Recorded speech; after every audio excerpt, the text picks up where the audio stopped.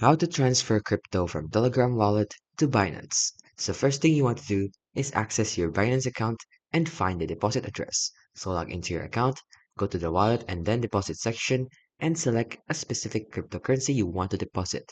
Then Binance will generate a unique deposit address for that cryptocurrency. So simply just copy the deposit address and if has a memo or a tag if required. Then access your Telegram wallet and then initiate the transfer. So go to your Telegram app, go to your wallet, and then select the option to send or transfer the cryptocurrency. Then paste the Binance deposit address you copied earlier and enter the amount you wish to transfer, confirm the transaction details, and initiate the transfer. Then you want to confirm the transfer on both platforms. So on Binance, you should see a notification or update indicating the deposit. And on your Telegram wallet, you may see a transaction record confirming the outgoing transfer.